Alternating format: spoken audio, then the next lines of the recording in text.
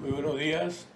Vamos a dar inicio al Simposio Virtual Interdisciplinario de Espondilodicitis.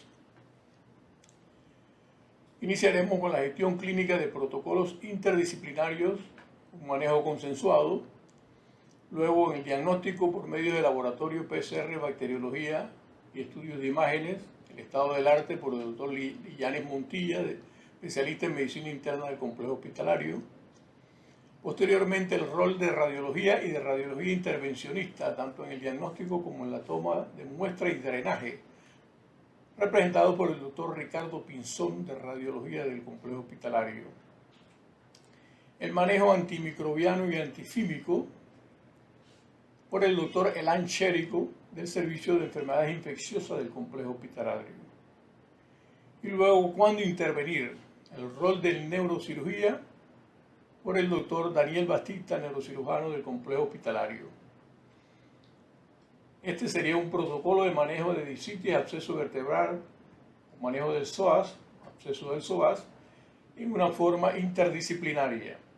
Y aquí participan en el manejo de estos pacientes medicina interna, geriatría, neurología, neurocirugía, radiología, radiología intervencionista, bacteriología, la clínica del dolor, infectología, farmacia, el programa de TAES, el trabajo social, medicina física y rehabilitación, cuidados de enfermería y salud y seguridad ocupacional.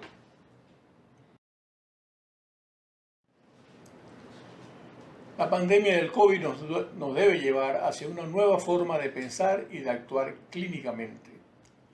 La seguridad del paciente es parte de nuestra confianza y prestigio al cumplir nuestros acuerdos de colaboración. Es un trabajo en equipo y debemos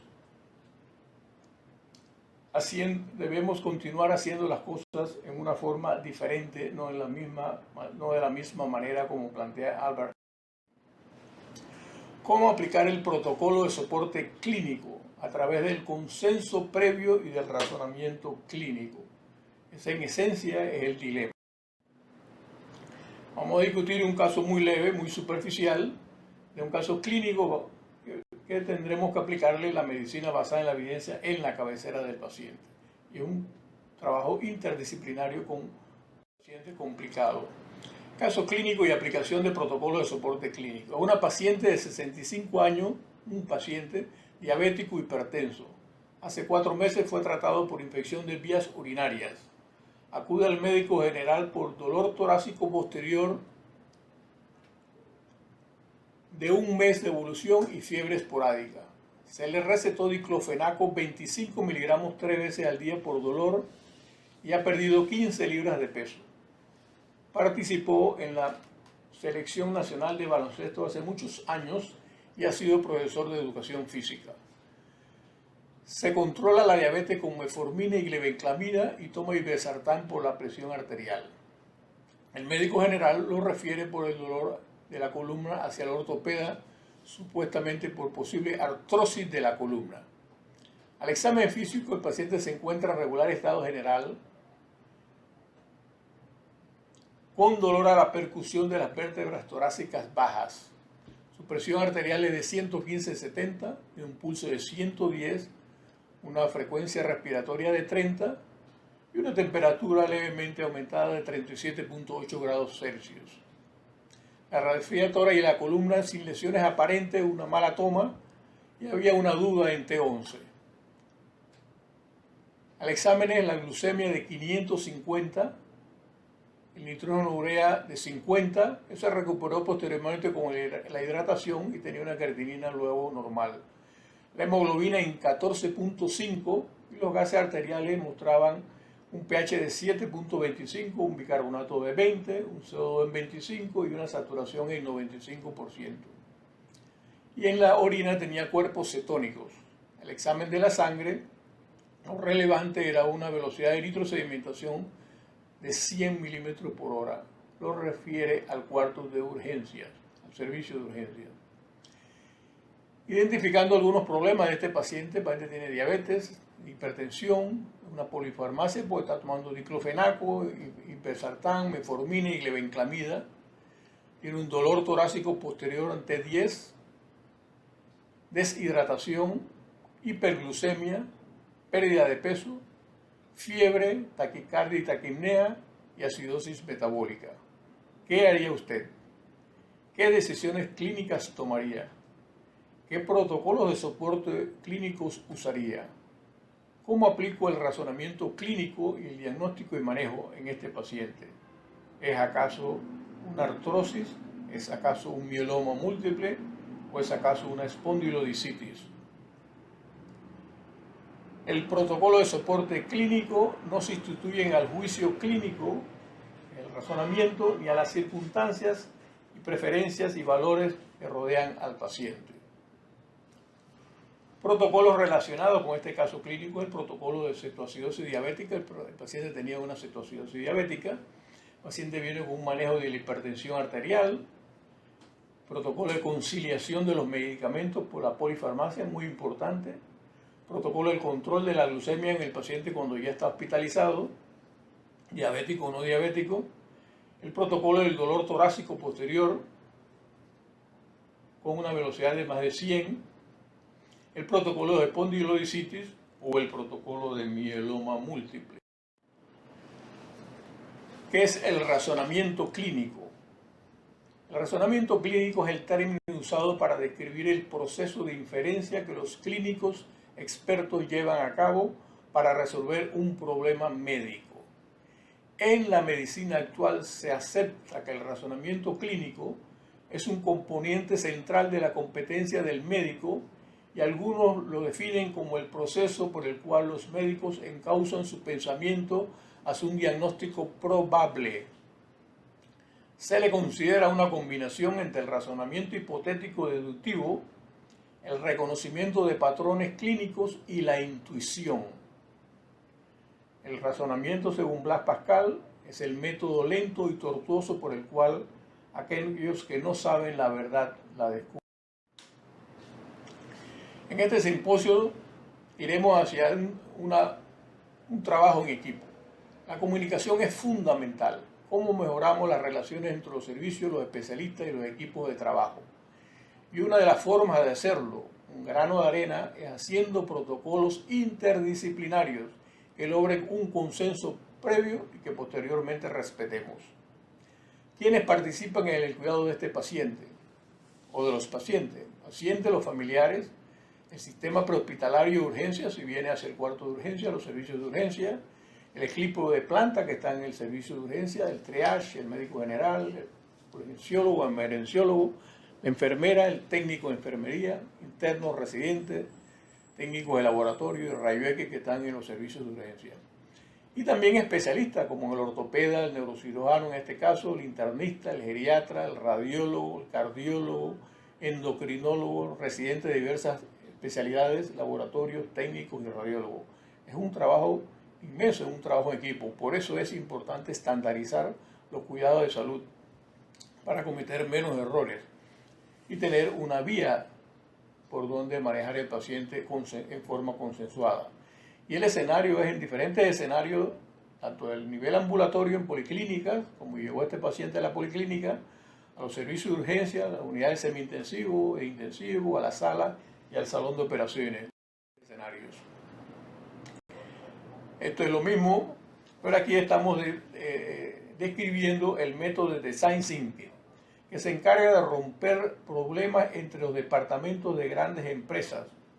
Bueno, un hospital es una empresa grande, haciendo que trabajen juntos y dándoles una serie de herramientas y métodos para que trabajen en una dirección similar, como son las guías clínicas y los protocolos de soporte clínicos. Y la filosofía del método Lean Startup la idea es construir un producto de manera más rápida y sencilla posible y presentar a los consumidores, en este caso al equipo interdisciplinario de salud, para luego ir realizando pequeños cambios de manera progresiva y actualizando. En este caso se aplica completamente el protocolo de manejo de la espondilodicitis, donde participaremos con medicina interna, Y pongo geriatría porque medicina interna y geriatría son los que manejan estos pacientes en las salas. Neurología, que a veces se consulta, radiología intervencionista, radiología de imágenes, radiología, el neurocirujano, perdón, radiólogo intervencionista para el diagnóstico y para la toma de la muestra, la clínica del dolor, infectología y otros servicios. Siempre es un manejo interdisciplinario.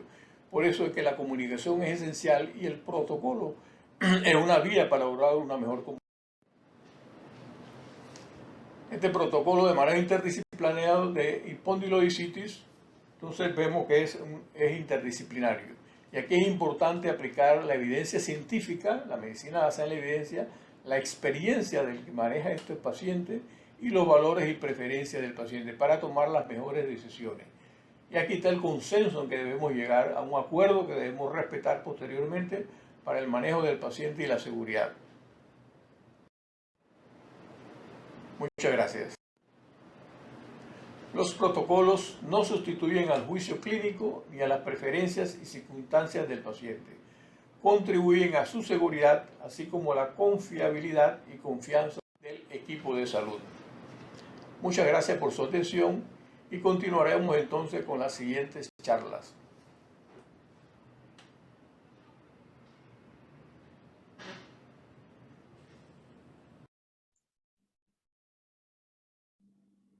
Continuando con el simposio de manejo de la osteomielitis y absceso paravertebral, en esta oportunidad vamos a hablar del estado del arte de esta patología, desde la evaluación clínica al diagnóstico. Mi persona es el doctor Lillanis Montilla. Discutiremos en esta oportunidad aspectos clínicos y epidemiológicos de relevancia, el diagnóstico diferencial, los elementos clínicos para el diagnóstico de la discitis o osteomielitis vertebral, el abordaje diagnóstico, la discusión del estudio diagnóstico, principalmente en relación a cultivos y estudios microbiológicos, y por último daremos nuestras conclusiones como los puntos a recordar. Nosotros tenemos que iniciar esta presentación definiendo la osteomielitis vertebral o la discitis o la espondilodiscitis, como es el otro término que se le conoce. Y es que hay que reconocer que la osteomielitis vertebral es una infección bacteriana o micótica de los cuerpos vertebrales, la cual puede extenderse al espacio del disco vertebral, que es una de las complicaciones más temidas. Puede llegar a formarse un absceso epidural y aún más teniendo una diseminación retroperitoneal hacia el músculo psoas, formándose también un absceso de psoas. Esto se puede dar un 15 a 20% de los casos. La principal etiología desde el punto de vista bacteriano es el Staphylococcus aureus, que es el germen más común que causa la osteomielitis vertebral. Otros gérmenes implicados son los bacilos gram negativos, sobre todo en aquellas infecciones que son ascendentes provenientes de las vías urinarias, sobre todo cuando hay información de abscesos renales, los estafilococcus coagulasa negativos, los estreptococos, también el propionatero acnes, hongos, por supuesto, y en nuestro país, donde la tuberculosis es una enfermedad endémica, no podemos descartar que un paciente que ingrese con un probable diagnóstico de osteomielitis vertebral, el diagnóstico diferencial en este caso de la etiología del punto de vista bacteriana, además de la Staphylococcus aureus, debemos pensar en la tuberculosis. Las principales vías de diseminación son las hematógenas en un 50%, por uniculación directa, por ejemplo, al momento de hacer una intervención quirúrgica en un 15 a 40%, o por contigüidad, como ya lo señalamos, hasta un 3% de los pacientes. Este estudio, que se publicó en el 2015, es una revisión basada en evidencia en cuanto a los hallazgos de la osteomielitis vertebral y los abscesos epidurales. Se ha demostrado una incidencia para este estudio del 2015 de 2.4 por 100.000 individuos, con una preferencia de aproximadamente un 60% en hombres, y lo que sí se ha observado es que este diagnóstico incrementa con la edad y también incrementa con la presencia de comorbilidades. De allí que existen algunos factores de riesgo que predisponen a los pacientes a desarrollar esta enfermedad. Por ejemplo, aquellos pacientes que tienen algún grado de inmunosupresión, ya sea porque tomen fármacos inmunosupresores como esteroides, terapias para enfermedades reumatológicas o para cáncer, los pacientes diabéticos mal controlados, obviamente aquellos pacientes con el uso de drogas ilícitas, sobre todo las que son IV, Pacientes con enfermedad renal y enfermedad renal crónica en hemodiálisis se ha observado una incidencia importante en estos pacientes. Los individuos con cáncer, pacientes ya con enfermedades crónicas como enfermedad hepática, enfermedad coronaria, pacientes con endocarditis, muy importante este factor de riesgo, sobre todo la endocarditis asociada al Staphylococcus aureus, y como ya señalamos, aquellos pacientes que después de una instrumentación quirúrgica desarrollan esta enfermedad como una complicación de la misma. En cuanto a la evaluación clínica, es importante señalar que los principales síntomas que aqueja el paciente, es decir, los más prevalentes son el dolor de espalda y el dolor a nivel cervical, sobre todo al nivel lumbar, el dolor de espalda baja. Los signos importantes que encontramos es la fiebre y déficit neurológico en 1/3 de los pacientes. Otros signos y síntomas que pudieran presentarse en estos pacientes, sobre todo cuando se asocian a otras patologías o a comorbilidades propias de los individuos, son la pérdida de peso, la diaforesis nocturna, el malestar general, y es importante pensar que si el individuo se presenta con un dolor intenso, agudo, lancinante, lo que se conoce como SHARP, esto sugiere un absceso epidural.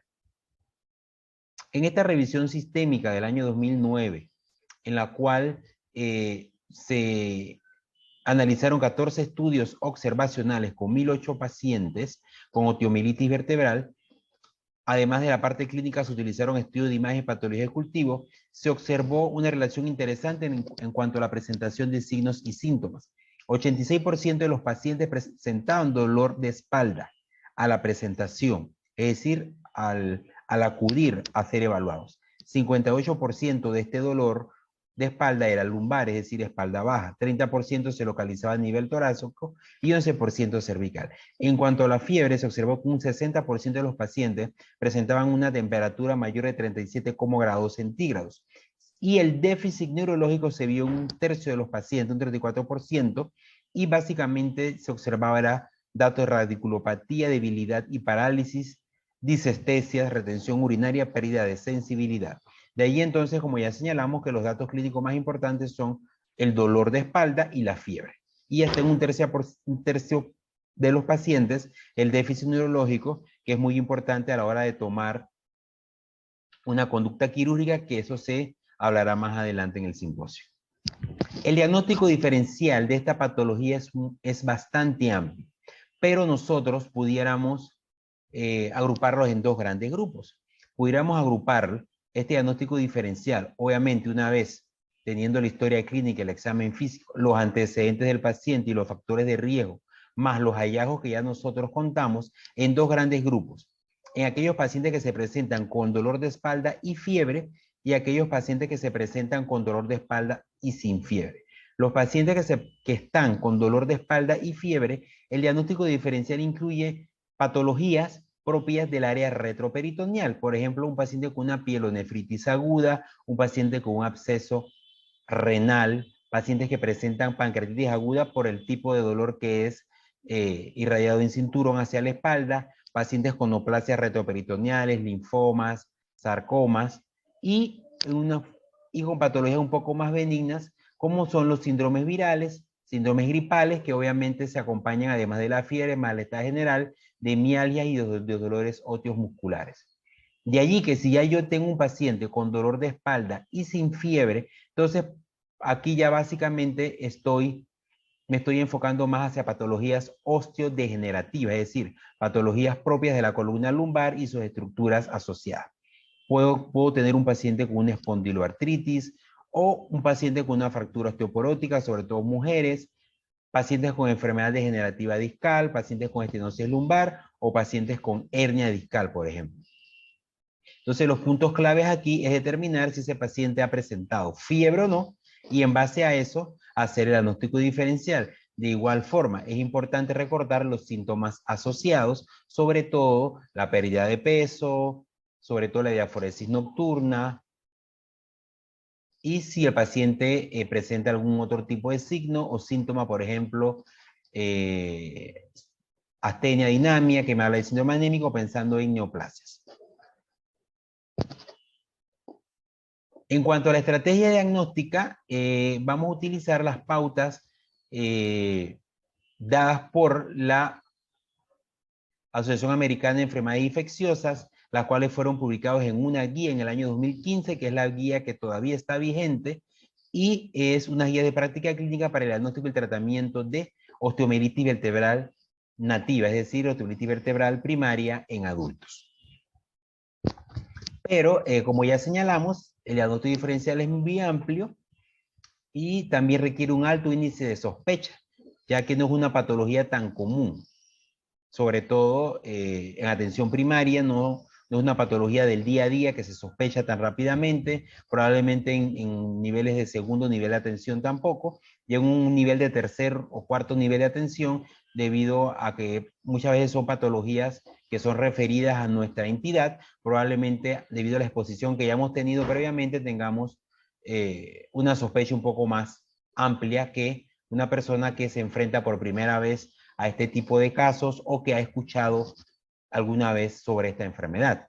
Entonces es importante que nosotros consideremos que estamos ante la presencia de un paciente con osteomielitis vertebral si ese paciente se presenta con dolor de espalda o cervical de inicio nuevo, o que este dolor empeora y presenta fiebre, o aquel paciente que tiene dolor de espalda o cervical de inicio nuevo, o que empeora este dolor y que además por alguna razón cuente con un aumento de la velocidad de eritrosedimentación o la proteína C reactiva, aquel paciente que se presenta con dolor de espalda o cervical de inicio nuevo o un dolor que ha empeorado en el escenario de que presente una bacteremia o una endocarditis infecciosa, dolor de espalda o cervical de inicio reciente después de un episodio reciente de una bacteremia por Staph aureus, aquel paciente que ha estado hospitalizado por una bacteremia por Staph aureus, sobre todo aquellos pacientes renales crónicos, pacientes que utilizan algún dispositivo intravascular y que 1 o 2 semanas después presentan dolor lumbar o dolor cervical o dolor torácico de tipo osteomuscular, hay que sospechar que pudiera haber dado una complicación de esta bacteremia como una osteomielitis vertebral. Y si el paciente presenta fiebre y síntomas neurológicos nuevos con o sin dolor de espalda, es un paciente que es un diagnóstico diferencial a considerar. La estrategia diagnóstica para esta patología involucra, como todo en medicina, hacer una buena historia clínica y un examen físico orientado, determinando la intensidad del dolor, la localización del mismo, si hay o no fiebre y el patrón de esta fiebre. También es importante ver qué factores de riesgo tiene el paciente para desarrollar esta enfermedad, lo que ya señalamos, qué antecedentes el paciente tiene, si el paciente esto lo está desarrollando en un estatus postquirúrgico o ha tenido una instrumentación quirúrgica previa. También es importante aquí la evaluación del examen neurológico de manera completa, de tal forma que podamos determinar si este paciente presenta o no focalidad. De ahí que porque este es un punto importante a considerar al momento de realizar el manejo. Es importante, además de hacer historia clínica y el examen físico, la obtención de estudios de laboratorio, sobre todo de hemocultivos, como veremos más adelante, la obtención de la velocidad de eritrosedimentación y el PCR. Obviamente este paciente requiere de un estudio de imagen para poder documentar de una manera objetiva esta patología, esta lesión a nivel vertebral, y el estudio de imagen de preferencia y la resonancia magnética. Si yo tengo un escenario, tengo el paciente con un factor de riesgo para desarrollar una osteomielitis por hongos, entonces yo también debo, además de los cultivos por bacteria, ordenar cultivos por hongos en áreas endémicas de Bruselas. Me dice la guía esta de Lixa, que también debo obtener cultivos o pruebas federológicas para ella, en aquellos pacientes en los cuales yo no puedo realizar la resonancia magnética, ya que el paciente tenga algún dispositivo metálico, algún desfibrilador, algún marcapaso, o algún dispositivo, o alguna contraindicación, claustrofobia, por ejemplo, para la realización de una resonancia magnética, yo puedo usar el uso combinado del centello con tecnesio, el uso de tomografía computada o el PET en estos pacientes. En áreas endémicas, yo pudiera realizar, para tuberculosis, yo pudiera realizar la PPD o el interferón gamma para tratar de dilucidar si estamos ante una tuberculosis latente, que son lo que miden estas pruebas. Realmente la PPD y el interferón gamma o el IGRA, lo que mide es la tuberculosis latente, y pudiera utilizar en un paciente con un escenario clínico área endémica, pudiera utilizar esta prueba. Sin embargo, como veremos adelante, tiene sus limitancias diagnósticas. Y por último, esta es una patología que requiere un manejo multidisciplinario, un manejo que requiere solicitar evaluación conjunta del caso con el especialista de enfermedades infecciosas, con el cirujano de columna y también con el radiólogo intervencionista, a fin de poder obtener una muestra, un espécimen para yo poder realizar las pruebas microbiológicas necesarias, sobre todo en el escenario en que no tengamos un cultivo positivo. En cuanto a los hemocultivos, yo debo obtener 2 sets o 2 juegos de botellas de cultivos, tanto para aerobios como para anaerobios, y esto me permite a mí identificar el patógeno en un 30 a 78% de los casos. En cuanto a la velocidad de eritrosedimentación y le pongo una PCR reactiva, si estos están elevados, tienen una alta sensibilidad junto con el cuadro clínico para esta patología, ya que está presente en un 98 a 100% de los pacientes. El PCR tiene una estrecha relación con la respuesta clínica a la terapia. Quiere decir que una vez yo diagnostico la enfermedad, inicio terapia antibiótica o doy manejo también quirúrgico para la limpieza y hibridamiento, según sea el escenario y según sea la indicación, la PCR va descendiendo. Es decir, que me sirve a mí también para valorar la respuesta al tratamiento. En cuanto al hemograma, pudiera existir leucocitosis y neutrofilia, sin embargo, solamente se reporta en un 39 a 64% de los pacientes y no se asocia a una alta sensibilidad o a un alto rendimiento o utilidad para el diagnóstico. Los estudios de imágenes vamos a comentar solamente algunos puntos, ya que esto va a ser abordado en la charla del rol del radiólogo intervencionista en el manejo de esta patología. Y hay que saber que la resonancia magnética es el estudio de elección, con un rendimiento diagnóstico muy bueno. Tiene una sensibilidad del 97% y una especificidad del 93% para osteomielitis vertebral. El centelleo óseo con tecnecio 99, su rendimiento diagnóstico es moderado, un 67%. Yo también pudiera hacer una espectrometría con galio 67, que tiene una sensibilidad del 92%. Sin embargo, tiene una menor sensibilidad que la resonancia magnética para detectar absceso epidural. En cuanto a la tomografía computada, tiene un rendimiento diagnóstico menor y se usa más como una herramienta como guía para el drenaje percutáneo de estas patologías, cuando se forma un absceso epidural, por ejemplo. Y en cuanto a la tomografía por emisión de positrones, tiene una muy alta sensibilidad, pero para osteomielitis crónica. Y si este estudio, al salir negativo, obviamente excluye este diagnóstico. Voy a hacer un hincapié solamente o unas cuantas palabras en relación a la osteomielitis causada por Mycobacterium tuberculosis. Posteriormente este tema, el colega de enfermedades infecciosas ahondará un poco más en relación al tratamiento, pero es importante señalar que en nuestro país la tuberculosis es endémica. De allí que, además de pensar en Staph aureus como una etiología diagnóstica, como una etiología de este cuadro, no podemos descartar en ningún momento la tuberculosis. Es importante señalar que la PPD y el IGRA son estudios que se pudieran utilizar en áreas de alta prevalencia. Sin embargo, tienen una alta tasa de falsos positivos y de falsos negativos. Hay que recordar que el IGRA me ayuda a mí a valorar a los pacientes con tuberculosis latente, y también el PPD disminuye su rendimiento diagnóstico, sobre todo en aquellos pacientes que han recibido la BCG durante el nacimiento. De allí que si la sospecha clínica es muy alta, lo que se prefiere es obtener una muestra, ya sea aspiración por aguja para análisis microbiológico, o en el caso de que el paciente requiera ir a intervención quirúrgica, tomar una muestra ya sea del hueso o del material celular del detritus para proceder al cultivo y al análisis microbiológico. Más adelante veremos que también pudiéramos usar pruebas de biología molecular para llegar a un diagnóstico más certero, y sobre todo en aquellos pacientes que han tenido exposición a tuberculosis y han recibido tratamiento, por ejemplo, para tuberculosis pulmonar, valorar si hay resistencia o no a los fármacos.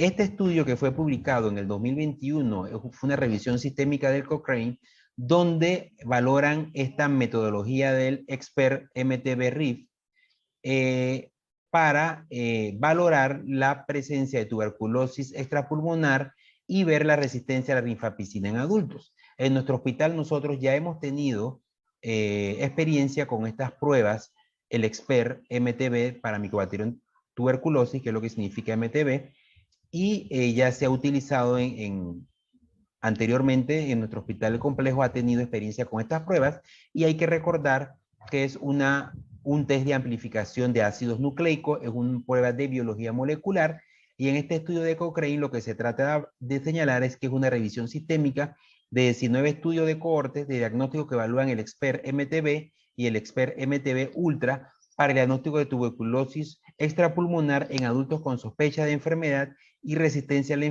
a la rifampicina en adultos ya con una enfermedad detectada.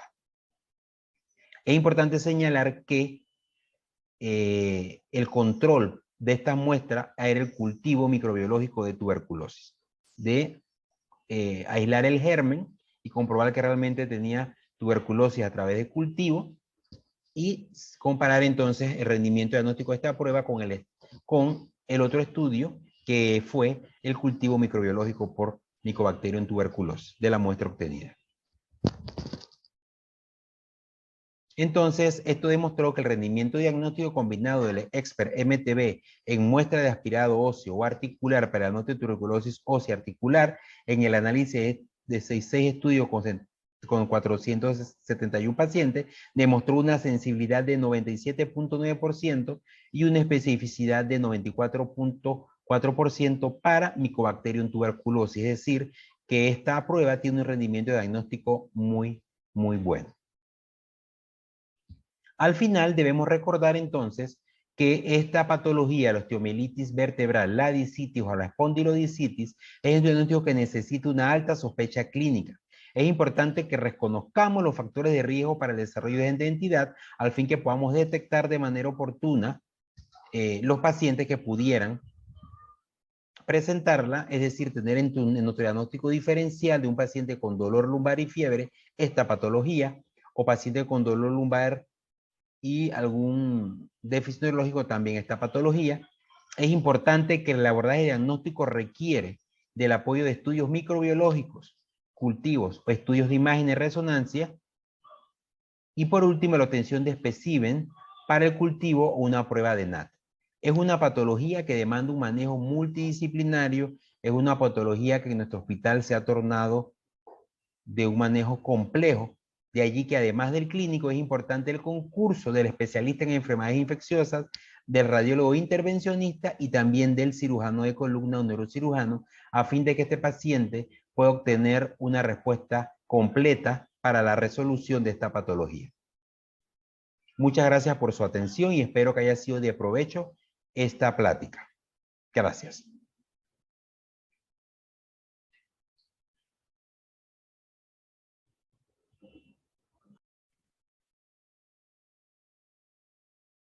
Muy buenos días a todos. Un placer participar de esta discusión multidisciplinaria, un tópico muy importante, en este caso las espondilodisitis, disitis y cuadros relacionados.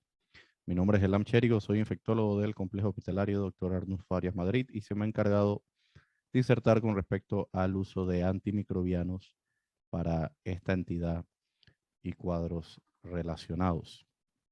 Hablaremos también un poco con respecto a el manejo de la tuberculosis cuando afecta pues estructuras óseas vertebrales. ¿Ok? Entonces esta es la agenda que tenemos para el día de hoy, haciendo énfasis en que vamos a tocar un poquito, una diapositiva con respecto a microbiología para luego entrar en el debate con respecto a si se debe o no hacer un tratamiento empírico de esta entidad, tópico que me parece bastante importante abordar y luego pues entrar en el grueso de la materia, pues que es más que todo los antimicrobianos que se utilizan para estas entidades. Como veremos, realmente para nada son conceptos novedosos, son tópicos y fármacos que nosotros utilizamos en el día a día, pero sí es bastante importante pues ponerle orden a esta entidad que al fin y al cabo se beneficia, que nosotros como tratantes tengamos muy claro cuáles son los pasos que realmente van a favorecer al paciente con un beneficio ulterior dentro de la morbilidad que si no se presta atención correctamente a estos pasos, pues puede ser bastante incapacitante para el día a día del paciente, ¿no? Entonces, con respecto a, a las consideraciones microbiológicas, nosotros tenemos que entender que cuando nosotros entramos a discutir este tópico en lo vasto de la literatura médica, pues realmente nos encasillamos en el concepto de osteomielitis. O sea, las disitis y espondilodisitis no dejan de ser procesos osteomilíticos, pero en este caso en los cuerpos vertebrales y los discos correspondientes, ¿verdad? Va a haber algunas diferencias con respecto a los predisponentes. Muchas veces cuando hablamos de huesos largos periféricos, estamos hablando de contextos traumáticos o subyacentes a úlceras que no sanan. Cuando hablamos de las osteomielitis vertebrales, pues responden a uno de los tres mecanismos más probables, ¿no? Ya sea siembra hematógena, aquella relacionada a los procesos quirúrgicos invasivos, implantación de prótesis o materiales similares. Y finalmente, pues la infección de sitios yuxtapuestos, ¿no? Que hay una infección en un sitio particular que está muy en nexo, pues estructuralmente con el área ósea vertebral y pues entonces surge la infección. Hay que saber que estos cuadros suelen ser monomicrobianos y esto es muy importante porque nosotros tenemos que tener bien claro que la enorme mayoría de las veces no se va a beneficiar a nuestro paciente de 2, 3, 4 drogas para nada. Muchas veces va a ser requerido una sola, sin embargo esta una sola pues con un perfil apropiado farmacocinética y farmacodinámicamente para penetrar el sitio apropiado y cubriendo el germen implicado, ¿no? Y esto es la importancia que se le da al concepto del programa de control de antimicrobianos que en a mayor o menor medida puede estar disponible en su centro laboral.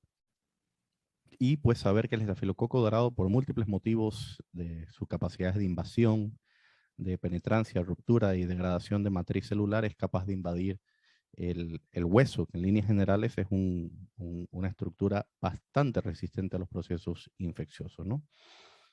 No solamente el estafilococo dorado, sino también otros gérmenes pueden tener un rol importante, pero más que todo van a tener la capacidad de invadir en contextos particulares, ¿no? Y de ahí que tenemos que prestar atención a estas pistas o nexos patogénicos, ¿no? Por ejemplo, la génesis de un bacilo gram negativo siempre nos tiene que alertar a que probablemente debe haber un origen relacionado, ¿no? Manipulación del tracto urinario, siembra ascendente, pues, de un bacilo gram negativo en el tracto urinario, o por ejemplo, una ruptura de víscera hueca que hizo una catástrofe intraabdominal y que eventualmente esto progresó a la afección de una estructura ósea vertebral, ¿verdad?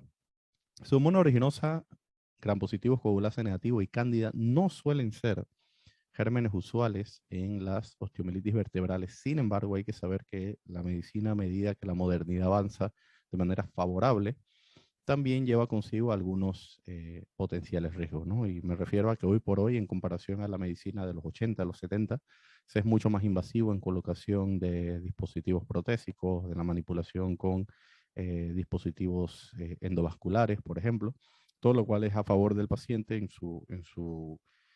su tratamiento general de sus enfermedades. Sin embargo, lleva al riesgo de coinfecciones, ¿no? Y en este campo, pues los coagulasa negativos suelen tener alta afección para los dispositivos no vascularizados, ¿no? Del mismo modo, usuarios de drogas endovenosas, y cuando hablamos de sepsis, pues los relacionamos con los procesos bacteriémicos o fungémicos que pueden ocurrir y obviamente en este contexto, pues llegar a cualquier parte del organismo. Cuando hablamos de especies estreptocóxicas, pensar siempre en los procesos endocardíticos, siendo los Streptococcus viridans, gérmenes bastante relacionados a los procesos nativos endocardíticos y siempre otras especies estreptocóxicas como son los antes llamados familia bovis y los enterococos, incluyendo también el estreptococo beta-hemolítico del grupo A como epiogénico, que pueden ser causa pues de bacteremias de sitios a distancia y causar entonces afección ósea. Esto bastante relacionado también en pacientes con su inmunidad debilitada, como es el caso de los pacientes diabéticos. Y bueno, la tuberculosis, siempre recordar que cuando nosotros entramos a la literatura, al mundo, a leer con respecto a este germen, siempre nos hacen el señalamiento, ¿no? Tener mucho cuidado con personas que hayan viajado a áreas expuestas, etcétera, pero recordar que nosotros vivimos en Panamá y que nosotros somos altamente endémicos para este germen, o sea que es una sospecha que siempre tenemos que tener claro en cuadros pulmonares y entonces en este contexto en los cuadros extrapulmonares que puede afectar esta entidad, siendo la que nos repercute el día de hoy la afección ósea vertebral, conocida entonces como el mal de Pott. Entonces, yo pienso que es lo más importante que nosotros tenemos que llevarnos siempre de esta presentación y es que el tratamiento es dual, ¿ok? No es que hay una parte quirúrgica y también se puede hacer médico, no, es que va conjunto, ¿ok?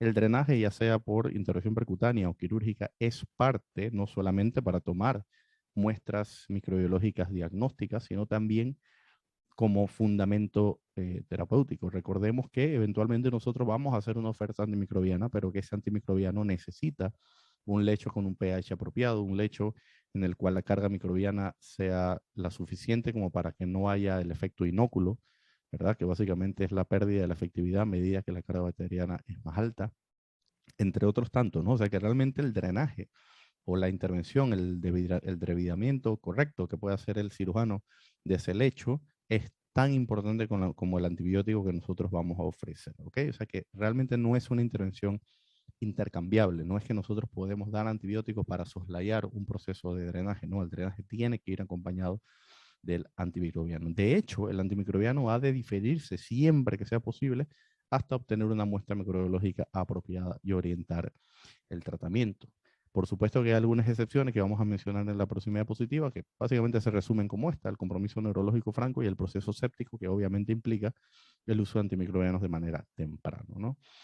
Y hay que saber que si bien es cierto esto es de esta manera y que nosotros estamos instando a que se difieran los antibióticos hasta que sea esto pues viable, el curso de la enfermedad puede cambiar rápidamente, ¿ok? Entonces, no debe existir esta atmósfera bueno, pero es que tengo que hacer algo porque si no le va a pasar algo al paciente. No, o sea, porque puede pasar o no puede pasar indistinto a que usted haga las cosas correctamente. De hecho, a futuro, el correcto devenir y el correcto pronóstico de su paciente depende de que usted haga las cosas apropiadamente, pero usted debe saber que su paciente puede progresar deleteriamente y esto lo que implica no es poner antibióticos amplios y a lo loco. Esto lo que implica es hacer las cosas correctamente a la celeridad máxima posible. ¿Ok? Entonces nos lleva a esta pregunta. O sea, ¿realmente el tratamiento empírico existe en estas condiciones? Y nosotros debemos saber que sí existe, pero no es una práctica preferente y de hecho se debe evitar.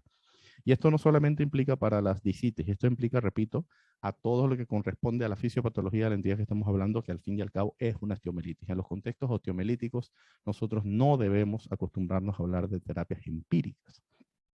Cuando sí es necesario, obviamente, cuando hay un compromiso neurológico que nosotros veamos que hay compresión medular, por ejemplo, esto es una implicación de tratamiento empírico rápido. Sin embargo, también lo es de intervención quirúrgica, ¿ok?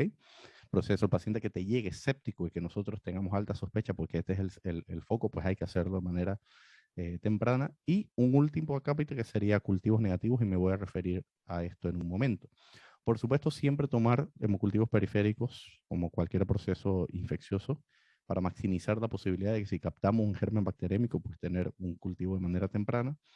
Y en el contexto que nos veamos en la obligación de ofrecer un tratamiento empírico en base a los componentes anteriores, pues la terapia tendría que ser amplia, porque como ya vimos en la microbiología, lo más frecuente es estafilococo dorado, que puede o no ser meticilina resistente, pero también hay una cuota importante de bacilos gram negativos que pueden hacer afección en estos cuadros, motivo por el cual se debe acompañar la vancomicina como empírico con una cefalosporina tercera o cuarta generación y o una quinolona, ¿verdad? En este caso, ciprofloxacina o levofloxacino serían alternativas válidas que nos cubren apropiadamente bien los bacilos gram negativos, incluyendo Pseudomonas aeruginosa, ¿verdad? El otro contexto es, usted hizo las cosas correctamente, llegó su paciente, cuadro clínico compatible, usted hizo un drenaje o hizo un abordaje quirúrgico, hizo un debridamiento, tomó muestras, pero resulta que a pesar de hacer lo correcto, las muestras salieron negativas, ¿verdad?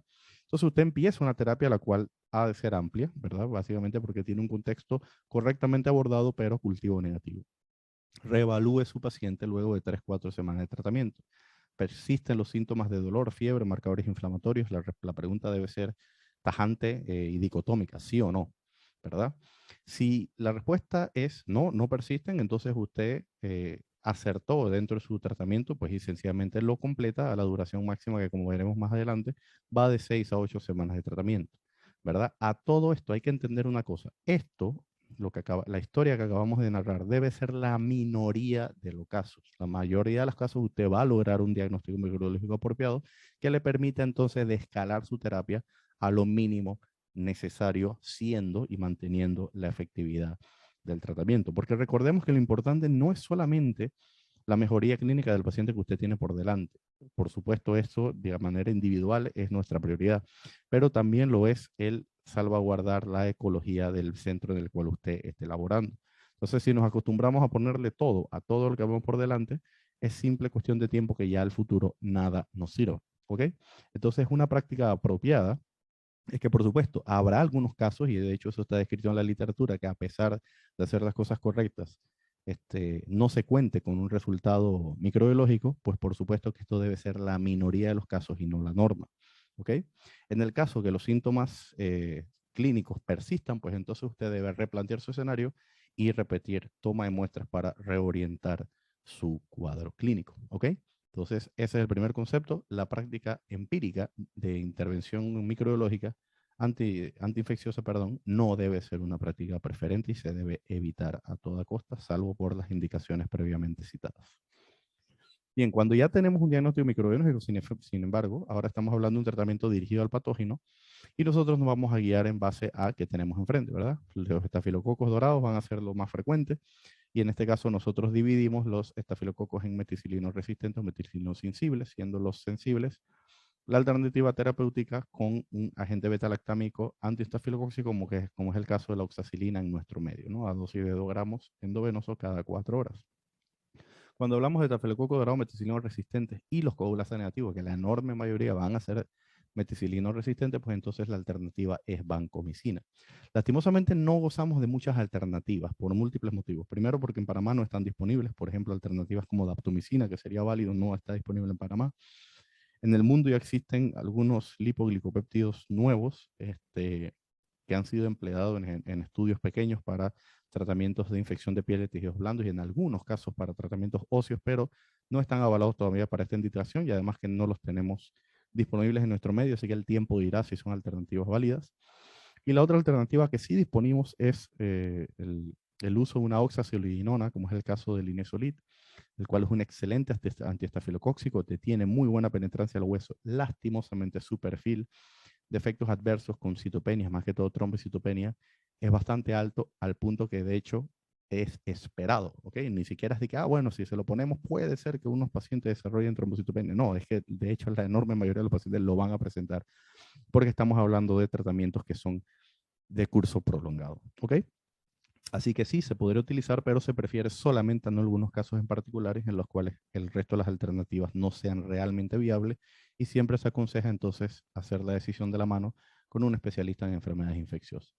Cuando hablamos de los estreptococos, tenemos que diferenciar aquellos que son altamente sensibles contra aquellos que tienen sensibilidad intermedia. Y me explico, la enorme mayoría de los estreptococos son sensibles a penicilina, pero dentro de estos sensibles hay algunos que tienen exquisita sensibilidad y algunos que no tanto, ¿ok? Esto es importante porque en el antibiograma les va a salir sensible a ambos, ¿ok? Pero el punto de corte que nosotros tenemos que buscar es 0.12 microgramos por mililitro. Menos de eso es altamente sensible, más de eso estamos hablando de una sensibilidad intermedia. Para aquellos exquisitamente sensibles, el tratamiento es penicilina sódica, dosis de 18 millones de unidades al día, dividido en cada 6 horas, que ese es el problema, lastimosamente son múltiples dosis al día. Aquellos de sensibilidad intermedia se les ofrece ceftriaxona 2 gramos endovenosos cada día.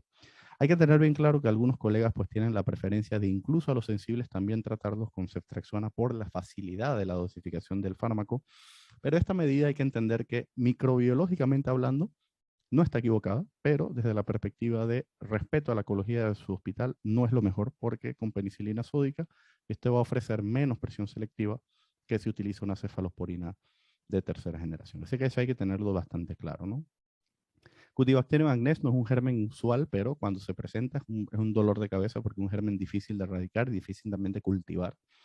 ¿Ok? Pero cuando se encuentra, entonces el tratamiento va a ser con penicilina sódica, pero también a dosis tope en este caso, ¿no? 24 millones de unidades al día divididos cada 6 horas, siendo las alternativas más que todo para los alérgicos, ceftriaxona y o vancomicina. ¿Ok? Vale, cuando hablamos de bacilos gram-negativos, aquí debe usted llevar una estrecha comunicación con un especialista en infectología, si lo cuenta disponible en su centro, y si no, siempre buscar la manera de, dentro de la red de la Caja de Seguro Social, buscar la manera de comunicarse con alguno para asesoría, ya que recordemos que los bacilos gram-negativos son los gérmenes que tienen la mayor facilidad de albergar y desarrollar mecanismos de resistencia, ya sea por medios adquiridos o de manera intrínseca. Y dependiendo de la farmacocinética y farmacodinámica de los fármacos que nosotros tenemos a disposición, pueden expresar estos mecanismos en algunos casos y en otros no. Por eso que dependiendo, o sea, usted puede tener su cultivo y ver algunos agentes resistentes, otros agentes sensibles, pero siempre es bueno para estos casos, porque son casos de curso prolongado, no es una infección urinaria que usted tratará 5 o 7 días y no pasa nada. Usted está dando un tratamiento que se va de 6 semanas, 8 semanas. Entonces, en estos cursos prolongados, las resistencias intrínsecas pueden aflorar. Por eso siempre es importante ir de la mano con el especialista en enfermedades infecciosas dentro de lo posible, ¿no?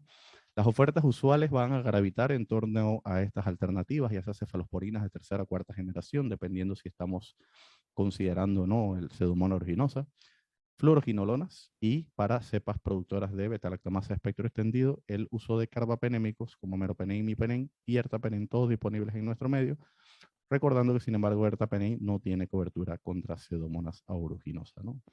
Entonces me refiero a esto, ¿no? Esto es una esquematización pues, de un bacilo gram-negativo, y solamente, por ejemplo, hablando de beta-lactámicos, que es lo más frecuente utilizado, vemos en la primera línea de arriba hacia abajo los mecanismos más frecuentemente implicados, ¿no? La pérdida de porinas, muy frecuente en el caso, por ejemplo, de imipenem para Pseudomonas aeruginosa, la presencia o expresión de enzimas que inhabiliten estos fármacos, y en este caso serían pues las beta-lactamasas, y la expresión de bombas de flujo que botan al exterior de la bacteria el antibiótico que usted oferte.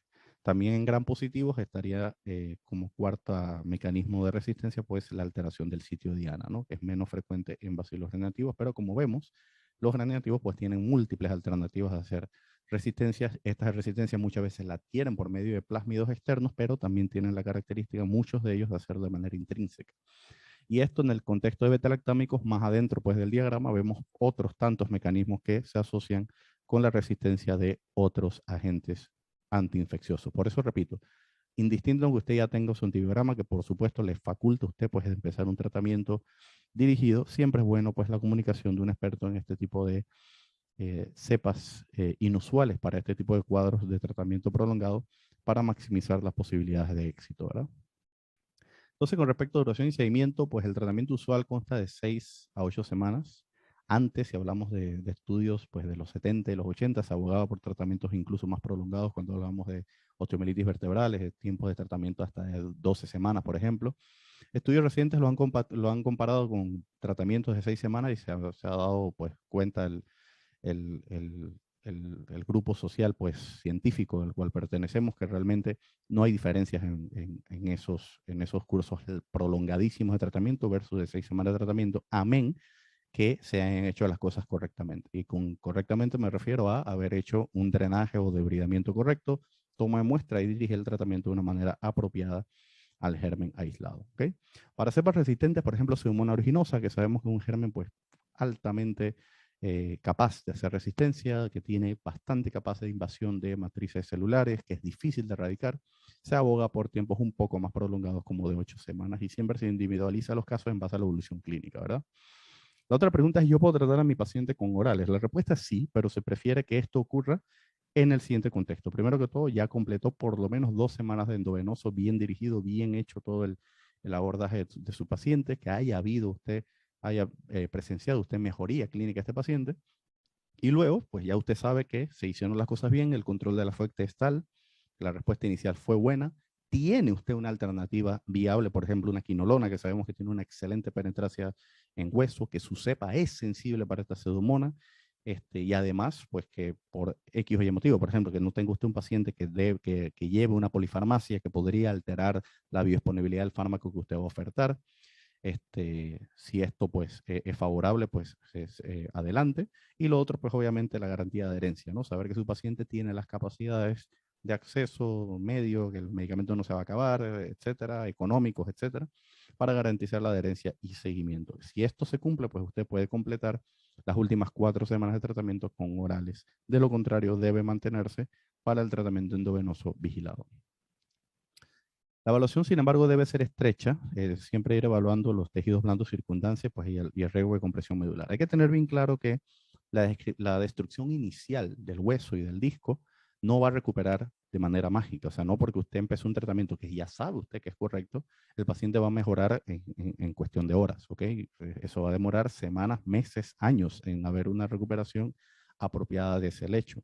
Entonces, si bien es cierto, el riesgo de compresión medular, una vez empezado un tratamiento correcto, va disminuyendo dramáticamente luego del control del proceso infeccioso, pues no debemos olvidar que sí hubo un daño estructural. O sea, que el riesgo de compresión medular no es que desaparece, por supuesto se hace mucho menor, pero no desaparece con la instauración correcta de tratamiento. Por eso que nuestra evaluación debe ser bastante estrecha durante todo el curso del tratamiento y seguimiento eventual del paciente. Siempre evaluar los marcadores inflamatorios de manera semanal, más que todo PCR y BES, que son los que más fácil disponibles tenemos. Sí hay que tener bien claro que lo más importante son los del inicio para comparación y los del final del terapia. Realmente entre terapia, los cambios, como veremos acá, suelen ser muy lentos y muy discretos, ¿no? Incluso a veces vemos algunos aumentos que no tienen mayor significado. Sin embargo, siempre que usted tenga un paciente hospitalizado, pues siempre es prudente ir viendo estos marcadores al tiempo que le veo otros marcadores como una biometría hemática, como parámetros de función renal, asegurarse que todo esto vaya en buena línea. Pero repito, quizás los más importantes son los de inicio de comparación y los de final de terapia para que evaluar si realmente ha habido una disminución franca en estos marcadores. Con respecto a imágenes, hay que tener mucho cuidado porque, repito, ya hablamos que lastimosamente en el momento que usted ya instauró un tratamiento correcto, pues ya hubo un daño estructural, ¿verdad? Y ese daño estructural recuperará, sí, hasta cierto punto, sí, pero demora, ¿ok?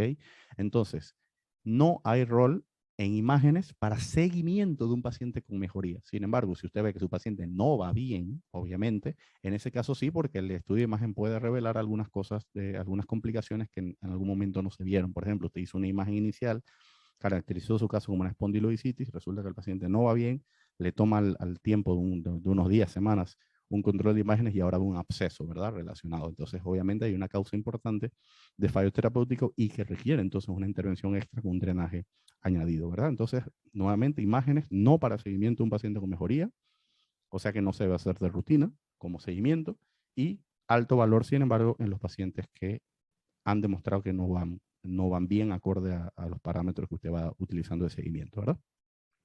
Casos especiales, material protésico asociado. Esto hay que tener muy claro que lastimosamente hay relación, ¿ok? Y esto hay que tenerlo muy claro, ¿ok?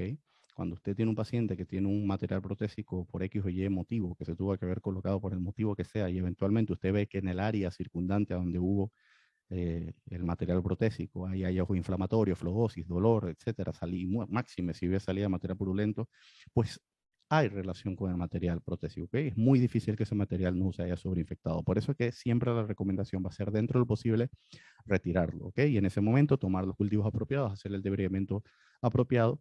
Y el timing del antimicrobiano en este caso va a ser importante porque vamos a contar no solamente los días que usted empezó tratamiento previo a la intervención quirúrgica, si es que eso se hizo de esta manera. Sin embargo, hay que contar las 6 a 8 semanas de tratamiento luego de la remoción de este material protésico. La ruta en estos casos debe ser endovenosa para maximizar el riesgo de que no hayan niveles inapropiados en sangre.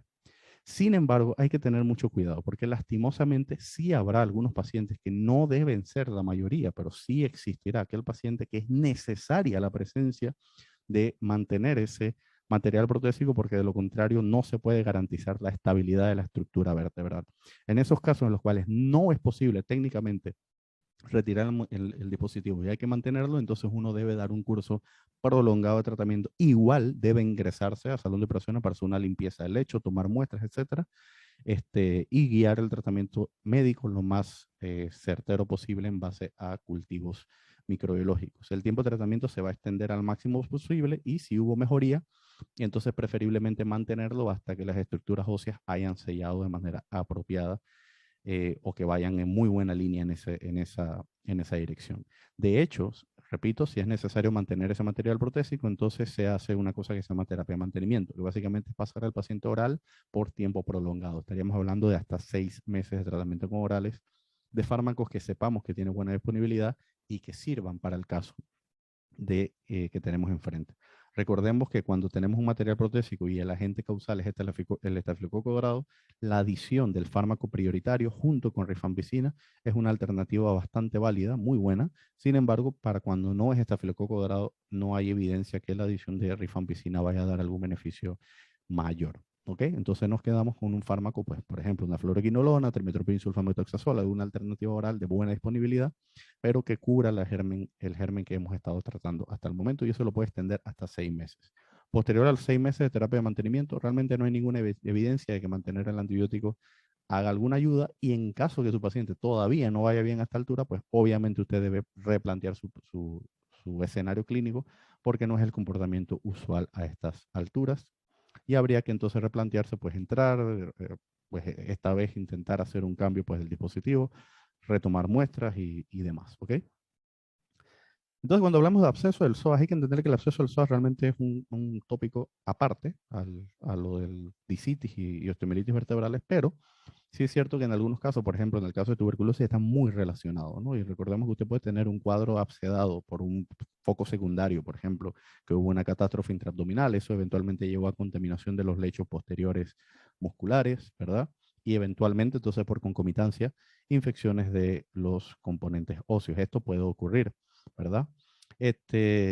Por eso que es una entidad que se estudia bastante relacionado a lo de a las osteomielitis vertebrales, pero recordemos, son cuadros aparte, ¿ok? Son entidades aparte. Sin embargo, comparten pues algunas aristas, y entre esas, pues la prioritaria, ¿no? Que el tratamiento es dual, ¿ok? El tratamiento es drenaje percutáneo o quirúrgico, se prefiere percutáneo para minimizar la morbilidad añadida, y antimicrobianos guiados en base a lo anterior. Siempre tener en cuenta pues que se añade la prioridad de descartarse una causa secundaria, como mencioné, una ruptura visceral hueca, un trayecto fistuloso o algo por el estilo. Y como les mencioné, pues igual comparten algunas aristas en el tratamiento, que es que se prefiere toda intención diferir el tratamiento antimicrobiano hasta tener una muestra apropiada. Otra cosa que a mí me interesa que tener muy claro es que nosotros tenemos que olvidar ese mito, y por favor que esto quede muy claro, ese mito de que no, que luego que de tanto número de centímetros para abajo es terapia médica exclusiva, de tanto números para arriba, eso es falso, eso no sale en la literatura del mundo por ningún lado.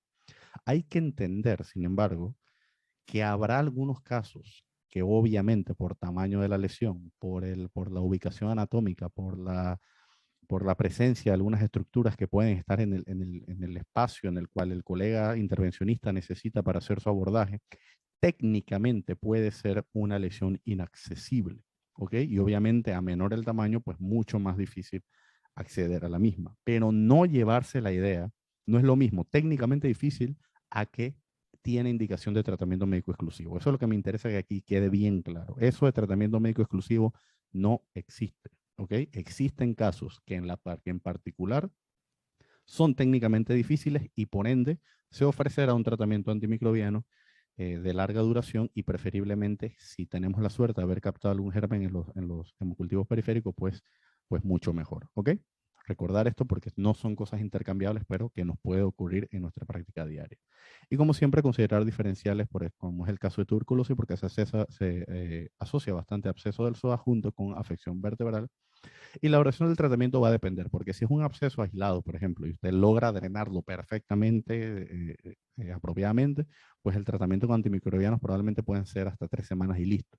Ya si tenemos un drenaje incompleto o podemos tener una fuente afectada, como sería el caso de un absceso de psoas relacionado entonces con una afección osteomielítica, pues entonces el tratamiento se lleva al máximo prudente, que en este caso lo manda la lesión espondilodisítica, que sería de 6 a 8 semanas. Un par de palabritas con respecto al mal de Pot, que es cuando la tuberculosis pues, afecta a estas estructuras óseas. Hay que saber que la tuberculosis tiene predilección anatómica por las estructuras vertebrales torácicas bajas y lumbares superior. De hecho, hace algo bastante interesante, y es que, como vemos en la imagen del centro, hacia caudal, hacia cefálico, perdón, disculpen, tiene bastante predilección por la posición anterior vertebrales y tiene un componente usualmente subligamentario anterior, respetando el disco de manera temprana. Ya cuando el cuadro se hace pues mucho más prolongado y progresa y no lo hemos identificado y no damos un tratamiento apropiado, entonces ocurre lo que vemos en la flechita del medio, ¿no? Que es que ya entonces empieza a afectar el disco, pues con riesgo de compromiso medular y demás. Pero es bastante interesante que tuberculosis tenga esta predisposición, ¿no? De más que todo las regiones anteriores vertebrales, subligamentario anterior, e inicialmente y de manera temprana, pues respetando el disco, ¿no? O sea que si nosotros vemos esto en las imágenes, pues sospecharlo con bastante índice de sospecha, ¿verdad? Lo otro es que saber que nosotros podemos tener infecciones de tuberculosis en el hueso que no tengan manifestaciones francas pulmonares y que no tengan las características clásicas de una tuberculosis, ¿no? Hasta el 40% de los casos tienen afección vertebral sin fiebre y sin otros hallazgos como pérdida de peso bastante relacionados a tuberculosis, ¿no?